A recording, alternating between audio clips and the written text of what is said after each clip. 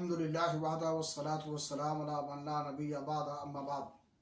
इस्लामी भाइयों, दुरूसी सीरत में आज के दर्स का उन्वान है हक्का व शगाफ और मुशरिकीन का रद्द अमल। वांजिर अशीरतकल अक़रबीन के नुज़ूल के बाद रसूल अकरम सल्लल्लाहु अलैहि वसल्लम ने पुकार लगाई और इस आवाज़ की गूंज अभी मक्का के अतराफ़ में सुनाई ही दे रही थी कि अल्लाह ताला का एक और हुक्म नाजिल हुआ, फस्दा बिमा तुमर व आरिद अनिल मुशरिकीन। आपको जो हुक्म मिला है उसे खोल कर बयान कर दीजिए और मुशरिकीन से रुख फेर लीजिए।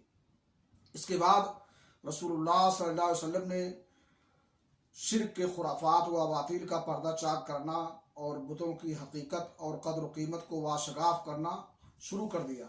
आप मिसालें दे देकर समझाते कि ये किस कदर आजिज़ व नाकारा हैं और दलाइल से वाज़ेह फरमाते कि जो शख्स इन्हें पूजता है और उनको अपने और अल्लाह के दरमियान वसीला बनाता है वो किस कदर खुली हुई गुमराही में है। मक्का एक ऐसी आवाज़ सुनकर जिसमें मुशरिकीन और बुत परस्तों को गुमराह कहा गया था कि एहसास गज़ब से फट पड़ा और शदीद गम व गुस्सा से पेचोताब खाने लगा। गोया बिजली का कड़का था जिसने पुरसुकून फ़ज़ा को हिला कर रख दिया। इसलिए कुरैश इस अचानक फट पड़ने वाले इनकलाब की जड़ काटने के लिए खड़े हुए कि इससे पुश्तीनी रस्म व रवाज का सफाया हुआ चाहता था। कुरैश उठ पड़े क्योंकि वो जानते थे कि गैरुल्लाह की उलूहियत के इनकार और रिसालत व आखिरत पर ईमान लाने का मतलब यह है कि अपने आप को मुकम्मल तौर पर इस रिसालत के हवाले कर दिया जाए और इसकी बेचूं चिरा इताअत की जाए और सुबह शाम जिन बुराइयों में लथपथ रहते थे उनसे दस्तकश होते ही बनेगी।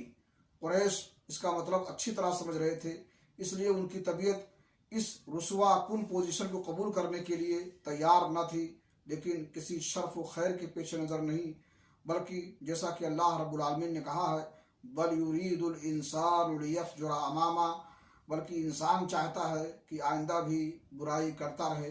अल्लाह रब्बुल आलमीन से दुआ है कि अल्लाह ताला हमें दावत व तबलीग की तौफीक अता फरमाए और दावत व तबलीग में नबी अकरम सल्लल्लाहु अलैहि वसल्लम के नक्श कदम पर चलें। व आखिर दावाना अल्हम्दुलिल्लाहि रब्बिल आलमीन।